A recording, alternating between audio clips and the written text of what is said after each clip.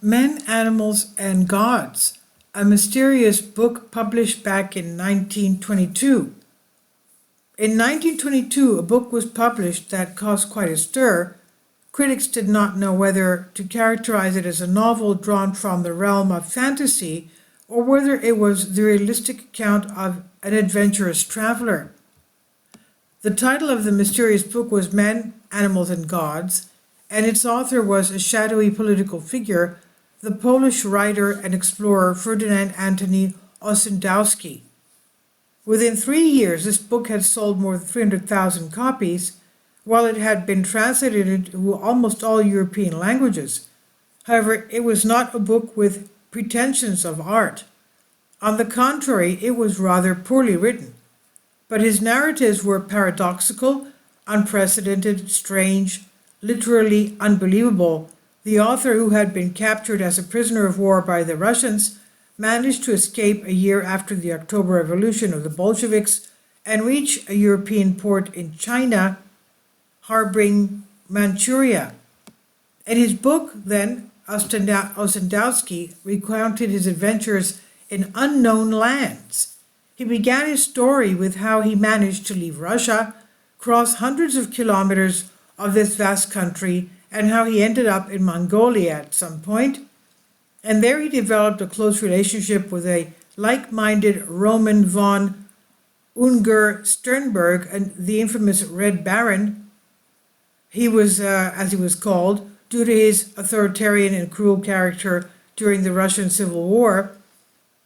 Mad Baron, not Red Baron, Mad Baron, the pro-monarchist von Ungern, after wresting Mongolia from China's rule, turned it against all of Europe and Asia. Supernatural powers, dark demons, and mighty wizards. In fact, he mentioned that in Tibet he was able to see his family who were in Poland using magic. He also met Buddhist monks who had entrusted him with their sacred secrets. He had been given an ancient manuscript in which was written the history of a underground people who lived below the surface of the earth, and which the Buddhist priests called the realm of the Amarti. Ruler of these legendary Amarti was the king of the world. The Amarti were all demigods, and their purpose was to prepare the rebirth of humanity when mundane humanity completes its cycle of errors, arbitrariness, and crimes on this planet. All this, however, Ossendowski narrated without art, without sophistication, without wishing to make his narrative languid, pleasant, and literary. He narrated them with the simplicity of the traveler who only copied from his rough notebook.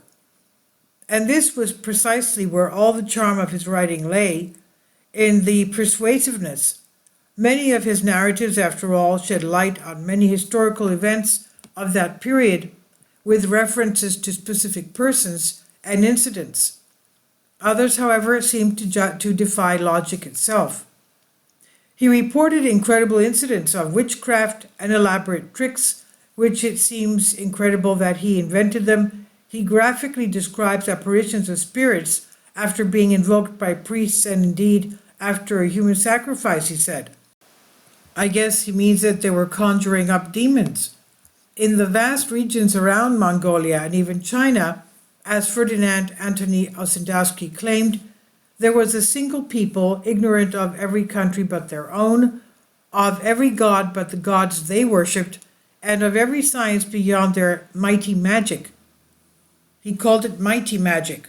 Thus, animals, gods, and men lived in perfect harmony in the consciousness of this people. Many scholars of that time were quick to accuse the author of mythomania, even of plagiarism, but the Polish explorer simply replied that those who did not see with their own eyes what he had seen with his would find it very difficult to believe him. He stubbornly insisted that everything he mentioned in his book was absolutely true, his experiences, but far away and very different from the habits and ways of life of the European and Western world.